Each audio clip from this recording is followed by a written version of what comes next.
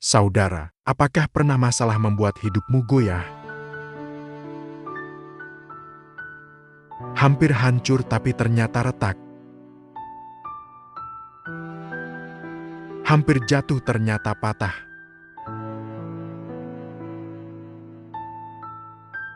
Dan di saat semua itu terjadi, sebaiknya jangan buru-buru menyerah dulu.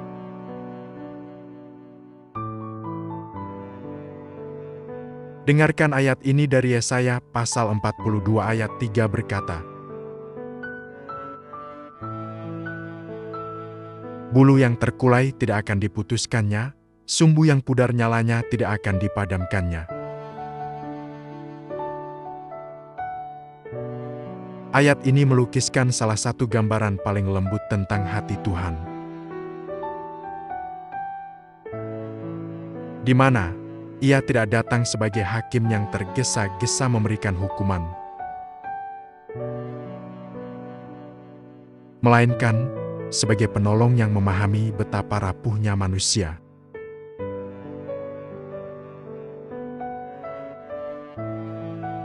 Bulu yang terkulai menggambarkan seseorang yang hampir patah, lemah oleh kesalahan, luka masa lalu, kegagalan, dan penyesalan yang menekan.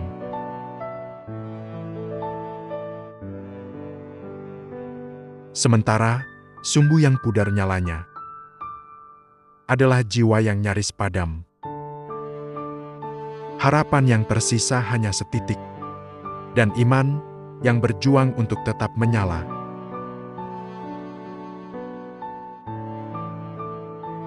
Namun, justru pada titik itulah kasih Tuhan paling nyata. Ia tidak memutus. Ia tidak memadamkan, tapi Ia justru memulihkan. Seringkali, manusia menilai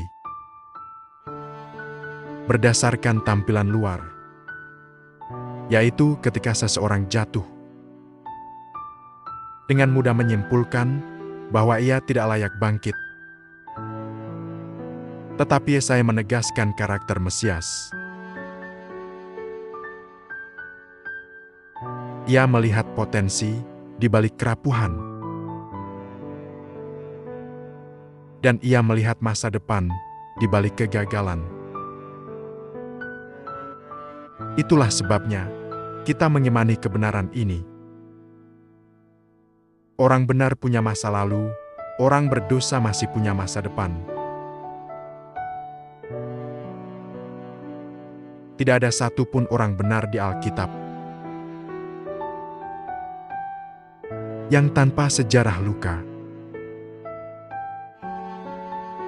Musa pernah membunuh. Daud pernah jatuh.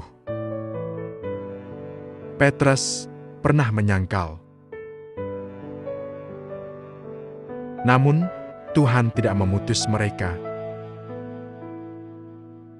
Bahkan Ia membentuk mereka menjadi pribadi-pribadi baru yang luar biasa. Sebaliknya, tidak ada satupun orang berdosa yang dikisahkan Tuhan tanpa masa depan. Ketika mereka mau kembali kepadanya. Perempuan Semoria, perempuan yang berzinah, Zakeus, dan banyak lagi. Nyalanya yang pudar dinyalakan kembali oleh belas kasih-Nya.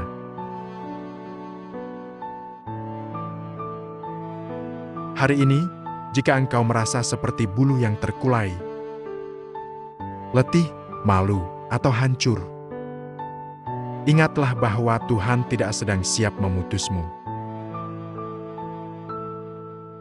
Tapi Ia sedang memulihkanmu.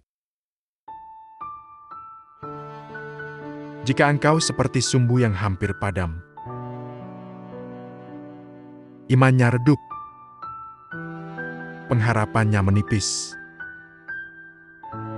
Tuhan tidak akan memadamkanmu.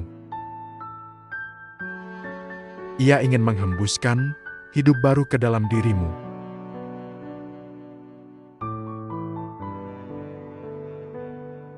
Kasih Yesus bukan menghukum, tetapi mengangkat. Bukan memadamkan, tetapi menyalakan. Biarlah kebenaran ini menjadi pegangan dalam perjalanan iman kita. Dan ketika kita melihat orang lain yang rapuh, kiranya kita pun belajar mencerminkan hati Tuhan. Tidak memutus, tidak memadamkan, tetapi menopang dan menyalakan kembali. Terima kasih, Tuhan Yesus menyertai. Amin.